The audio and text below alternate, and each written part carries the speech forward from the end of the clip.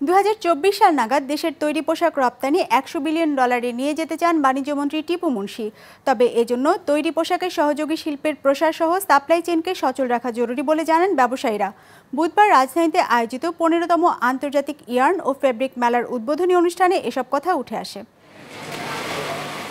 গেল অর্থবছর $30 বিলিয়নেরও বেশি তৈরি পোশাক রপ্তানি করেছে বাংলাদেশ। বর্তমানে খাতটির প্রবৃদ্ধির হার 8.7%। 2021 সাল নাগাদ তৈরি পোশাকের রপ্তানি আয় $50 বিলিয়ন নিতে চায় সরকার।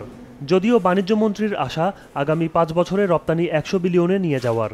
বুধবার রাজধানীতে শুরু হওয়া ঢাকা আন্তর্জাতিক ইয়ার্ন অ্যান্ড ফেব্রিক শোর উদ্বোধনী অনুষ্ঠানে এ প্রত্যাশার কথা জানান বাণিজ্যমন্ত্রী। আজকে বাংলাদেশ পোশাক শিল্পের দ্বিতীয় বৃহত্তম পৃথিবীতে গ্লোবালি এক্সেপ্ট, এবং আমার মনে হয় আজকে যে টেক্সটাইল বিভিন্ন কিছু এই সেক্টরে যেভাবে আমরা এগোচ্ছি, যেভাবে আমরা চারিদিক থেকে সব কিছুতেই আমরা আমাদের প্রভাব ফেলেছি, তাতে করে এই যে $50 বিলিয়ন বলছি আমরা, এই সেক্টরটাকে আমি মনে করি চেষ্টা করলে 2024 সালের মধ্যে আমরা $100 বিলিয়ন নিয়ে যেতে পারবো বলে মনে করি। বিশ্বে তৈরি পোশাকের বাজারে বাংলাদেশের অংশ এখনও মাত্র 6 ভাগের মতো। রপ্তানি 100 বিলিয়নে নিতে এর পরিমাণ বাড়াতে হবে প্রায় 4 গুণ।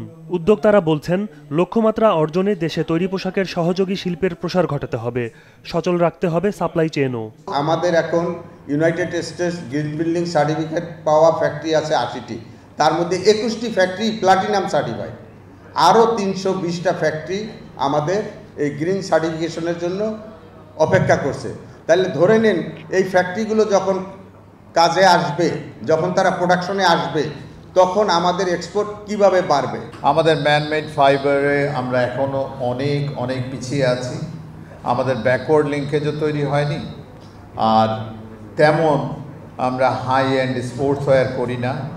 আমরা জ্যাকেট মাত্র শুরু করেছি, ব্লেজার মাত্র শুরু করেছি। আমরা লঞ্জেরিতে বিরাট প্রসপেক্ট আছে। আর্থসামাজিক প্রবৃদ্ধিকে টেকসই করতে কারখানায় দূষণ কমিয়ে আনতে হবে। এজন্য বর্জ্য ব্যবস্থাপনায় আধুনিক প্রযুক্তির ব্যবহার বাড়ানোর পরামর্শ আসে অনুষ্ঠানে। ইমতিয়াজ হাসান, বিজনেস রিপোর্ট, মাছরাঙা টেলিভিশন।